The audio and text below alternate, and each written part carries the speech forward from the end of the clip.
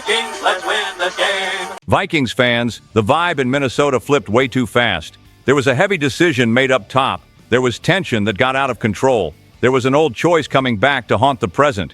At the same time, pressure is building on a key piece of the offense, and there's real talk about alternate paths. And brace yourself. The last story is the hottest targets on the radar to join this team, and you're going to be shocked by number one. But before I break down every detail, let me talk to you real quick. Subscribe to the channel. It's free, and it seriously helps build this community. And drop a comment because the voice of everyone who lives and breathes Vikings football matters, and your participation means everything. Look, when the front office makes a move at the very top, it's because things got real, fast. And that's exactly what happened when the Vikings decided to cut general manager Kwesi Adofo-Mensah on January 30th. I know, it's a shock, but you could smell smoke for a while. Now the fire is out in the open. The behind-the-scenes tone came from Adam Schefter at ESPN. He said the tension had been simmering all year. A league source said the situation inside got ugly. That doesn't come out of nowhere. When it hits that point, the locker room feels it. The coaching staff feels it. The purple and gold fan base feels it too.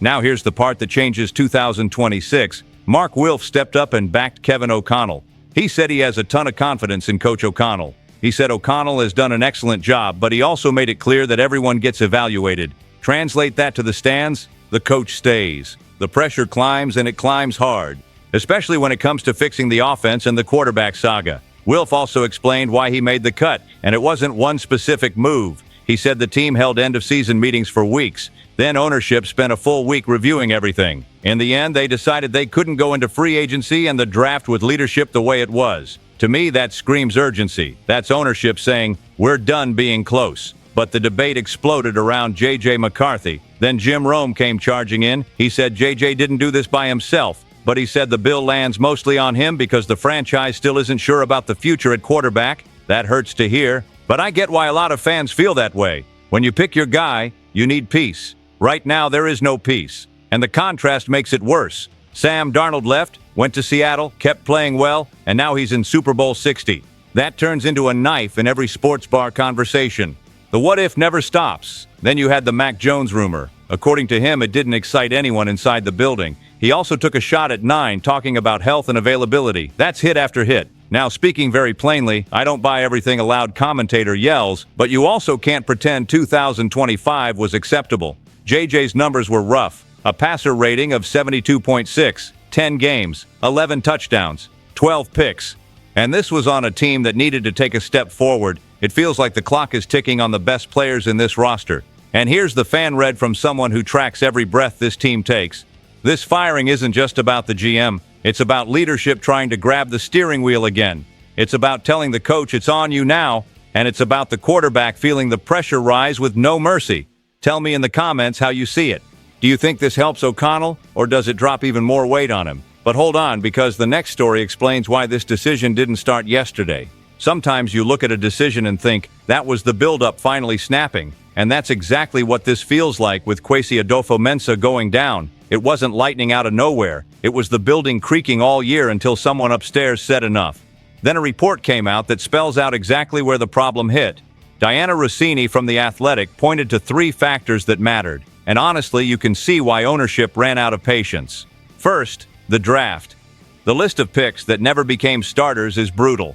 According to her, out of the 10 picks in Kwesi's first draft, only 1 became a full-time starter, and only 2 are still on the team. For a franchise that needs to hit on cheap talent to build a roster, that's poison. And before anyone says, yeah, but there were hits, of course there were. Jordan Addison can play. Dallas Turner showed flashes. Even kicker Will Reichard became a dependable piece. But when you miss too much in the early rounds, the overall result drags you down. And the stands feel it because the team gets stuck living on patchwork. Patchwork doesn't win in January. Simple. The second point was free agency. Rossini said the success from 2024 didn't repeat in 2025. Minnesota spent a ton of cap space on aging veterans. She named Javon Hargrave, Jonathan Allen, Ryan Kelly, and others, and that's where it gets heated. The offensive line regressed even with investment. They brought in Kelly. They brought in Will Fries. They also used a high pick on Donovan Jackson, and even then the protection and physical play didn't take the jump we expected. That's frustrating, because you look at the offense and think, man, this was supposed to make the quarterback's life easier. It didn't. The third factor hits the storyline nobody can take anymore. quarterback. And it's not just Darnold or JJ. Rossini says the team failed to secure a better backup plan. They didn't lock in Daniel Jones as McCarthy's backup. They went after Sam Howell, who didn't look good in camp and later got moved in a trade. And there's also the story that Aaron Rodgers showed interest in playing in Minnesota for below-market money. The Vikings chose not to go that route. Then Rodgers goes to the Steelers, plays well, and takes them to the playoffs. And boom, it becomes ammo for every argument. Let me be crystal clear. I'm not saying they should have signed Rodgers and lived off nostalgia. But when you've got a roster built to fight right now, you can't completely whiff on Plan B. And when a franchise goes months without a firm answer at the most important position, someone always pays the price. This time, it was the GM. And there's more. The report says Rob Brzezinski will run things through the 2025 draft while they search for the permanent replacement. That's rare. And it's a sign the building wants order immediately, even if it's in interim mode. But this debate doesn't stay in the office. It drops right back onto one name on the field. And yeah, the next one hits harder. I swear there are takes you hear that make you pause. Not because they're the absolute truth, but because they hit the nerve of the moment. And this time the target was crystal clear. J.J. McCarthy. After Kwesi Adofo-Mensah was fired on January 30th, the conversation turned into a wildfire. And the background noise helped explain why. Adam Schefter talked about tension all season long. A league source said the atmosphere was ugly, truly ugly. When it gets there, every small mistake becomes a massive explosion. Then Jim Rome steps in. He went straight at it and put the responsibility on JJ. He said JJ didn't get the GM fired by himself, but for him, most of the weight lands on the quarterback. The argument is simple. The franchise still isn't sure about the future at the position, and in Minnesota, that becomes a rock in everyone's shoe. Coach, owner, the purple and gold fan base, nobody sleeps easy. And what keeps the wound wide open is the contrast. Sam Darnold left. He kept playing well in Seattle, and now he's in Super Bowl 60. I know it feels like destiny trolling you. It makes you want to yell at the TV, but that's exactly what fuels the debate. What if the decision had been different? In the middle of all that noise, you even started hearing trade ideas. Evan Roberts from WFAN said the Jets should call the Vikings and ask about JAJ. He said he's not even a big fan of the guy, but he's young, he won in college, and he hasn't become damaged goods. Then he floated a price, something like a third-round pick. Just hearing that makes me wince. A third-rounder for a first-round quarterback feels wild, but it shows how the market talks when a team looks uncertain. Now, being totally honest, I don't think the Vikings are going to rush to shove JJ out the door. But you also can't ignore the owner's message. Mark Wilf said this was a cumulative decision. End-of-season meetings, heavy ownership discussions, and the conclusion was they couldn't move into the draft and free agency with the structure the way it was. That's an urgency warning. And here's the kind of fan read you don't get everywhere. JJ might still get another chance, but now he enters the offseason with a shorter leash. Any stumble becomes a headline. And if a veteran comes in to compete, the pressure doubles. The voice of everyone who lives and breathes Vikings football will be grading every practice, every throw, every interview. Tell me in the comments what you would do. Stick with JJ as the main plan, or bring in a veteran to light a real fire in that competition. Because the next story takes this conversation to another level. Here's what bothers me about this whole situation. Before the dust even settles, people outside the building already smell opportunity. And that brings us back to the name turning into a headline everywhere. J.J. McCarthy. With Kwesi Adofo-Mensah out, the question became simple and brutal. Is Minnesota really going to back JJ as the main path in 2026? Or are they going to chase a shortcut to win right now? Because the roster feels like an all-in moment, and nobody wants to waste the prime years of the best players on this team. Out of New York, the message got loud. Evan Roberts from WFAN said the Jets should call the Vikings and ask about McCarthy. He even admitted he's not a big JJ fan. Still, he said the guy is young, he won in college, and he hasn't been ruined by the league yet.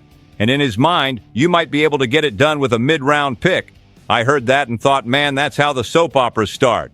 And I'm old enough to know how quarterback soap operas end. But it's not just radio noise. There's real analysis knocking on the door. CBS Sports listed quarterbacks with the most to prove in 2026. And Rand Carthon made an interesting point. He said the fact that JJ won't have to spend this offseason rehabbing an injury could help. He can work fundamentals. He can tighten up reads. He can refine his game without that crutch. Even so, Carthon also dropped the part that gives you that cold feeling. He expects the Vikings to have a safety plan, a veteran coming in to take advantage of a team that wants to win now. Because if JJ stumbles, you can't just sit back and wait for development. Not with this roster. Then came another voice that carries weight in this house.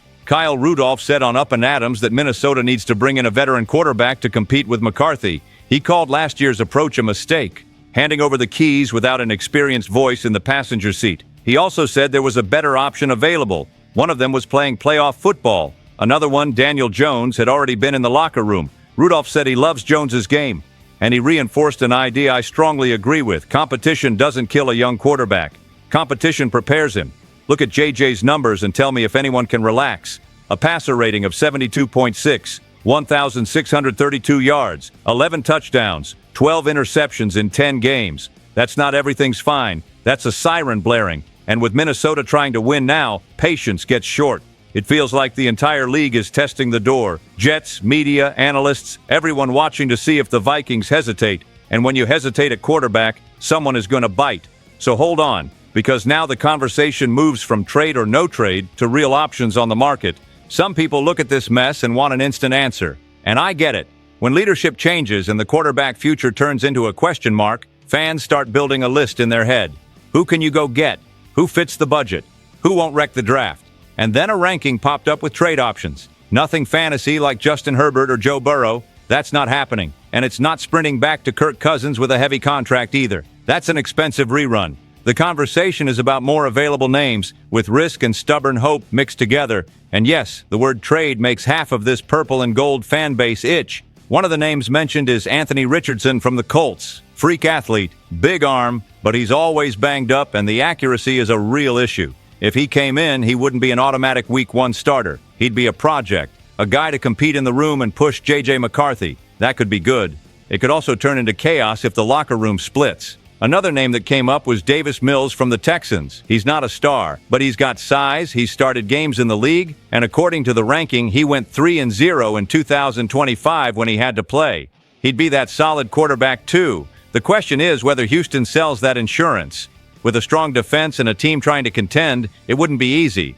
They also listed Mac Jones, now with the 49ers. This one feels market inflated. People talk him up, but in the NFL, praise doesn't guarantee anything. If Shanahan is willing to listen, the price might be higher than fans want to pay. Then you've got to ask yourself if it's worth spending a strong pick on a guy who still swings up and down. The list also brought up Justin Fields from the Jets. That name has been linked to Minnesota for a long time. He can run. He has starting experience. But he's been with the Bears, Steelers, and Jets without becoming the unquestioned long-term starter. In Minnesota, with Kevin O'Connell, maybe the offense looks cleaner. Maybe. But would he accept a true competition, or would he want the keys right away? That part changes everything. And at the top, they had Jameis Winston from the Giants. Big arm. No fear pushing the ball downfield. Cheaper, according to the idea. But Winston is a roller coaster. You win an impossible game, then you lose another one out of nowhere. I keep wondering if this coaching staff, under the kind of heat it's facing, would really sign up for that week after week. The way I see it is simple. This list exists because the Vikings can't go into 2026 without a safety net. Whether that means keeping JJZ and bringing in competition or changing the plan entirely. And with how things look right now, any choice is going to hit the team's identity and the mood in the stands. Because nobody wants another transition year. You see how serious this got? Firing Kwesi Adolfo-Mensah isn't just a job change. It's a message. Kevin O'Connell got backed, but the pressure is through the roof, and J.J. McCarthy became the center of the storm. Between heavy criticism, Jets rumors circling, and this list of quarterbacks on the market, you can feel Minnesota is at a decision point that defines the next cycle. I'm going to plant a flag. This team is not going to accept 2026 on autopilot. Not the coaching staff, not the owner, not the purple and gold fan base. If a veteran comes in, it's to compete for real. If they stick with JJ, he has to answer fast. There's no more room for we'll see halfway through, and that changes the entire locker room vibe. Drop a comment. Do you want heavyweight competition for JJ? Or would you already pivot to a different option? Stay tuned. SKOL Vikings. Let's go.